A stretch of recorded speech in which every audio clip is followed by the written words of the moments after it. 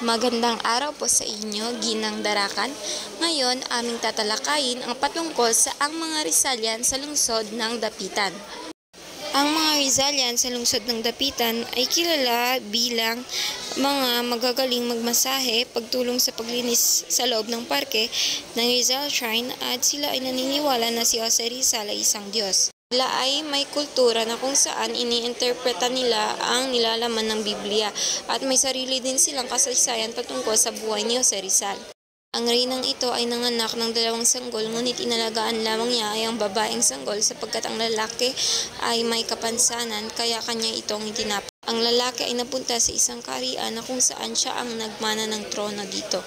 Nagkaroon ito ng anak sa isang Pilipino at kanila itong ipinangalang Jose Patacio Rizal.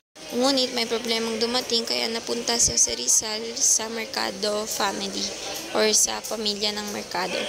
So yan yung mga propesya ni Jose Rizal. Nung nabubuhay pa siya, naging malapit siya sa lungsod ng Dapitan. Doon ay tinulungan niya yung mga tao, naging guro siya sa mga bata, naging doktor sa ibang taong may sakit. Isa sa kanyang mga pinagaling or inoperahan ay ang tatay ni Josephine Bracken na kanyang naging asawa ngunit nakunan ito. Taong 1896 ay pinadala na si Jose Rizal sa Manila upang matulan ng kamatayan. Maraming beses na napanaginipan ni Filemon si Jose Rizal at isang beses sa kanyang pagising ay nakita niya mismo sa kanyang paanan si Jose Rizal na nakatayo at sinabihan niya ang mga tao sa kanyang nakita. Makalipas ang ilang araw, sabi niya dito ay nagpakita daw sa kanya ang Panginoon at nagalit daw ito dahil pinagkalat niya ang kanyang nakita at doon niya napagtanto na iisa lamang ang Panginoon at si Jose Rizal. Noong 1970 na naginip muli si Filemon at dito ay sinabihan daw siya ni Jose Rizal na nasa kanya daw ang Espiritu ng Panginoon at dito inatasan daw din siya ni Jose Rizal na ikalat sa mga tao na si Jose Rizal daw ay ang Panginoon. Dumako naman tayo sa part na nagkawatak-watak na ang kanilang samahan dahil sa hindi pagkakaintindihan at ito ay tatalakayin ni Binibining Andales. Ang taon kung kailan dumami ang tagasunod ni Filemon. Upang ipatuloy ang ating talakayan, dumako naman tayo ng nagwatak-watak na ang samahan. Nang nagwatak-watak na ang samahan ay pumunta ang mga leader sa Dapitan upang malaman kung sino ang susunod na papasukan ng Espiritu. At napili nila ay si Filemon. Naging basehan nila ay ang pagkakaroon ng 7 espiritu ng Panginoon na makikita kay Filemon. Ang 7 espiritu ay ang banal na dugo ni Jesus, utak o karunungan, ang 5 pandama at ang kagustuhan ng gobyerno.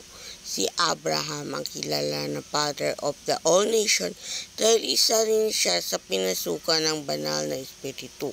Dahil unang pinasukan si Adan at sumunod si Abraham.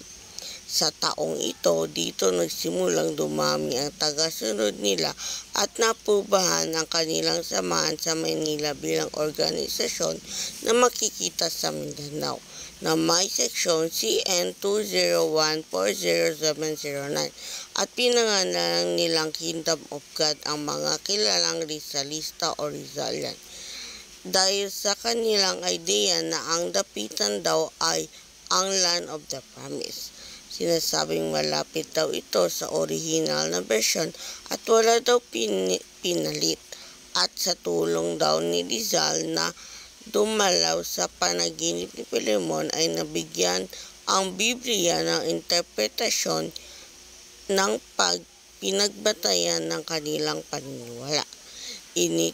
Itinuturing nilang hari si Filemon dahil sa 7 taong matapos ang kanyang kapanganakan ay wala nang sumunod na pinasukan ng Espiritu sa Pilipinas. Noong 2001, ang Espiritu ni Abraham ay sinasaad sa Biblia na ang kauna-unang pinasukan ng Espiritu ng Diyos at nagkaroon din siya ng 5 asawa. Isa rito ay namatay at ang 4 ay kasama niya sa templo. Binigyan galang naman ng mga hindi Rizalian ang nakatira sa lungsod ang paniniwala at kulturang mayroon ng Rizal sapagkat mayroon silang naitulong at nagawa sa kapwa nila na maganda. At dyan po nagtatapos ang aming pag-uulat. Maraming salamat po sa pakikinig.